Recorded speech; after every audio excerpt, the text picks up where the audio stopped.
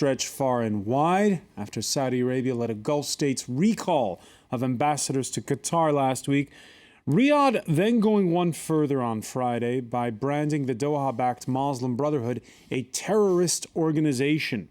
It's part of a long-standing rivalry over who holds sway in places like Egypt, where the king was quick to offer billions after last year's overthrow of the Brotherhood-backed government. But why now? And why has Riyadh also decided to distance itself from the Islamists fighting in Syria, ordering home all Saudi subjects within 2 weeks and branding as terrorists in the same decree the Nusra Front and Isis, a group which operates in both Syria and Iraq? That clean break leaves Baghdad unmoved. In an interview with France 24, Iraq's Shiite Prime Minister Nouri al-Maliki bluntly accusing both Saudi Arabia and Qatar of directly backing the Sunni uprising in Anbar province. Finally, as the Saudis fret over a possible détente between the West and Shiite Iran, the U.S. president's preparing to visit Saudi Arabia later this month. We'll see whether that visit will soothe Saudi jitters. Today, in the France 24 debate, we're looking at Saudi Arabia upping the tone. And with us to talk about it from Abu Dhabi, Faisal al-YAFAI, chief columnist at daily newspaper The National. Thank you for joining us. Also with us, longtime Syrian dissident Haytham MANNA, president of the Scandinavian Institute for Human Rights. Welcome back, sir. Welcome as well to Olivier, whose books include 30 Years That Rocked the Persian Gulf. He is with sister station Radio France International. And also joining us, analyst and legal counsel Ardavan AMIR ASLANI. Welcome back. The France 24 debate, where you can join the conversation on Facebook and on Twitter. Our hashtag F24debate. The recall of ambassadors was last Wednesday, but it's, as we say in newsroom parlance, a story with legs. Faisal, we're getting news that there are longtime Emirati sports reporters at Al Jazeera Sports Network who've tendered their resignation. Al Jazeera say they were pressured. We're also hearing similar noises elsewhere. What have you heard from where you are in Abu Dhabi?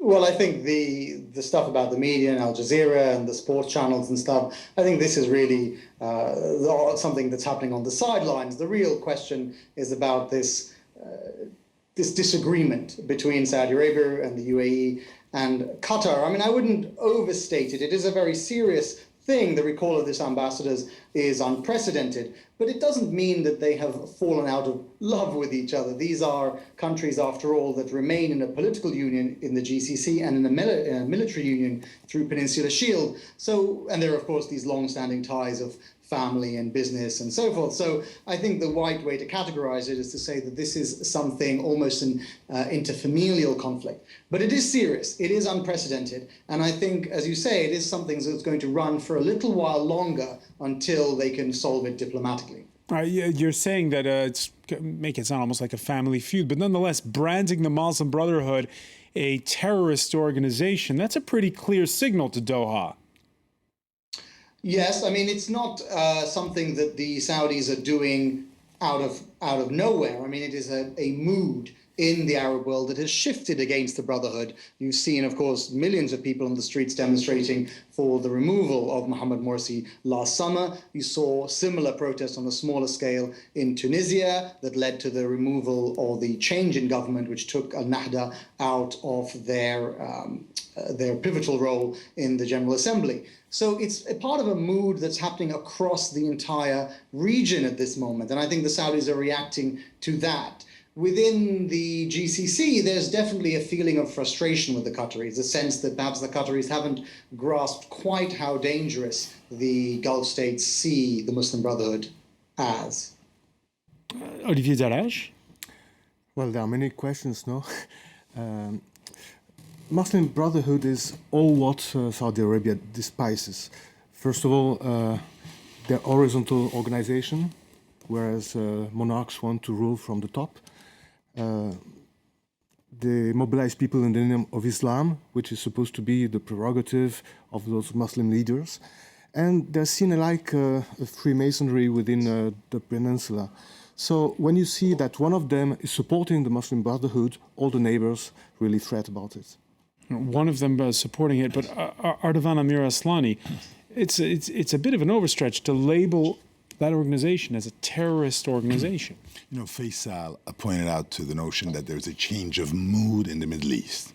I don't think there's a change of mood at grassroots level. I think there's a change of mood at the royal family's level. What happened in Egypt is a coup d'etat that brought into power the old Egyptian military attaché in Riyadh, Saudi Arabia, with the assistance of billions of dollars of Saudi financing for the post-coup government to be able to maintain stability. I'm not certain that the Muslim Brotherhood has been forgotten and the entire Islamic population in the Middle East has turned over them. As a matter of fact, the exact contrary is true. That's why all these Persian Gulf Arab countries are freaking out at the sight of the Muslim Brotherhood. That's why they're pointing fingers at Qatar. Muslim Brotherhood is a grassroots political advocacy group which preaches something that the sheikdoms in the Persian Gulf don't like, that is Islamic rule, which basically means if the Muslim Brotherhood were to prevail anywhere in that part of the world, it's the end of the royal families. And what you're witnessing over here, aside from this chasm between these Gulf monarchies, is basically two different groups supporting and defending two different versions of Islam. On the one side, you've got Qatar and the Muslim Brotherhood, and on the other, you've got the Saudis and the Emiratis who are defending other versions of radical Islam, the Takfir Wahhabi movement that is omnipresent in Syria. So it is not, secular, democratic people pointing fingers at a terrorist organization called the Muslim Brotherhood. It's one radical version of Islam against another. And all this within an environment, with an atmosphere that is witnessing the return of Iran into the international community. The visit of Mrs. Ashton today is testimony to that. And the unique interview that you realized yesterday, 2 days ago, with the Iraqi Prime Minister also demonstrates that this rift goes beyond the Sunni-Sunni concept and also entails the rise of Shia Iran and the new distribution of power in the Middle East. Haytham, MANNA, when you're speaking with fellow Syrians, how much does theology play into it, I guess is the question. Before arriving to Syria, we can speak about a structural problem between Saudi Arabia and Qatar, essentially.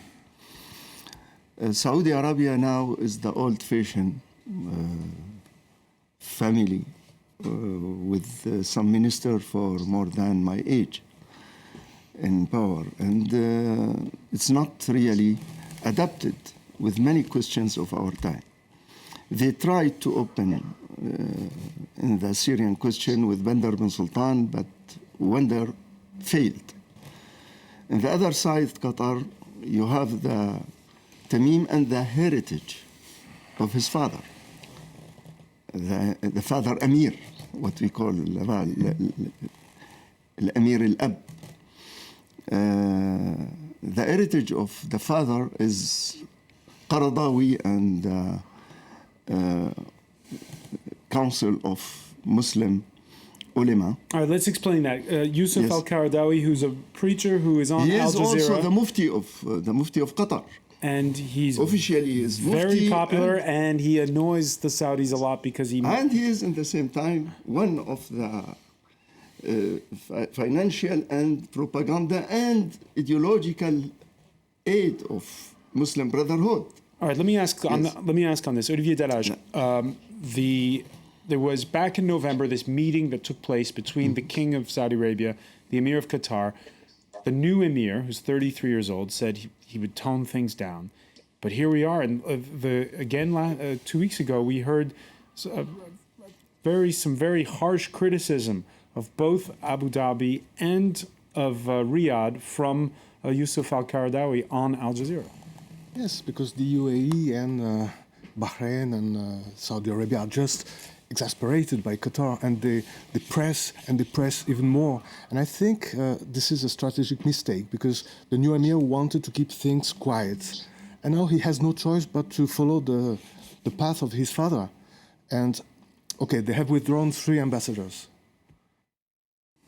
Kuwait, Oman have not. Now, what do we do? After a few weeks, a few months, do we send them back? Do we break the diplomatic relations? Now, they talk about severing the links between Qatar and Saudi Arabia on the coast. Well, on the earth side of Qatar, they can do it. Now, if they do it with the sea, that's another story. There is an American base on Qatar. So And the a whole French one. thing, military base. Yeah. Now, I think the exasperation lacks of a a strategic sight of what's going to happen in the next few months. Right, so the exasperation is not backed up by a plan, is what you're saying at this particular point. That we'll find out in a few months, but I doubt it. All right, a comment from one of the viewers. Please look up the ideologies that Qatar supports and follows. It has nothing to do with the Brotherhood. Ardavan, you agree with Olivier, the Gulf Cooperation Council proving it's divided over this? No, I think he's perfectly right.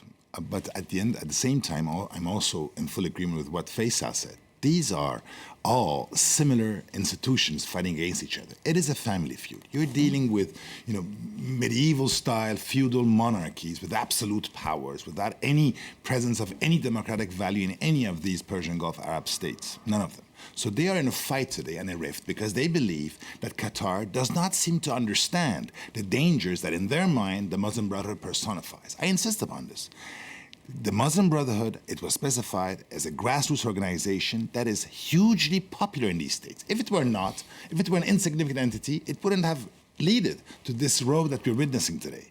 But they're compelled to reach an agreement because at the end of the day, they are fighting for their own survival. Because what they're fighting for against today are two things. The return of Iran, which we need to insist upon, and that's why everybody's freaking in town today. And number two, the fact that there is an alternative political option that is popping up in all of these countries, replacing monarchies by a theocracy ruled by a Muslim Brotherhood structure institution. That's what makes Disagreeing with you is Carla on Twitter. She's got the right. The Saudis denouncing the Muslim Brotherhood is political and not for the purposes of defeating terrorism. She is underwhelmed by the threat there. Haytham, MANNA. You know the problem, I like to continue my idea. The problem in Qatar, the most important movement, as political movement in Qatar is Salafit. It's not Muslim Brotherhood. Muslim Brotherhood, you have about 7-10 persons. And all Muslim Brotherhood in Qatar are foreigners. That means there's no problem. In a moment, we can put them out. In Saudi Arabia, it's different. Muslim Brotherhood movement still in Saudi Arabia for more than 30 years as the bastion, as really Muhammad Qutb, all the leaders of Muslim Brotherhoods, which were not in prison in Egypt, were in Saudi Arabia. And for that, they have a network, a great network in the country. It's not the same thing. And if we look to that, in Emirates, they try to do something, and they have an organization. They are more important than Salafist movement in Emirates. For that, they must stop this movement because Dubai, for example, cannot live with such kind of organization. A commercial center without resource, local resource, and with living with a free trade. We cannot open for any political Islamic movement there to keep this prosperity, exceptional prosperity, which we live. And if you understand the situation, the economical one, it's not only the influence, for example, of Saudi Arabia or Qatar in Syria, because this influence, there is a conflict also. You know that Jarba and the coalition now is pro-Saudi. I'm going to interrupt you there. Yes. We'll talk about Syria in a moment. But Faisal al-YAFAI, a final thought on this. Yes, I want to come back on something that AMIR said, and I think Ardavan picked up. Excuse me, Ardavan, I'm sorry. I'm happy to take fashion tips from you, as I said on Twitter, but I think I'll have to disagree with the politics. This talk about the Muslim Brotherhood is really talk about the Brotherhood from 2011. The Brotherhood went into power in Egypt, let's not forget, and they were voted out, not officially, but with millions and millions of people coming out onto the streets saying that they had had enough of this organization that tried to accrue as much power as it could to itself, that tried to change the constitution to make it more Islamic. The same thing happened in Libya, where the Islamists lost the election. The same thing happened in Tunisia. When you're talking about the Muslim Brotherhood being something grassroots, something that people want, they had elections, they won it. The second point is about the monarchies. Let's be clear that the Brotherhood have not supplanted any single monarchy during the Arab Spring. That is a fact that has not occurred. Now, let's look at monarchies where there are some Islamists, such as in Jordan, such as in Morocco. In both those cases, they have made accommodations with them. So this idea that the monarchies and the Brotherhood are fundamentally opposed to each other is a mistake. The truth of the matter is there has been a seismic shift in the Arab understanding of the Brotherhood. And the Saudis are not leading this. They are reacting to what is happening on the ground in the region. Just on that, Faisal, before we go to the break, Qatar is tiny. We've talked about it's several 100,000 citizens, but strategically located, sharing territorial waters with Iran, all those reserves there. How strong is the bargaining position of Doha?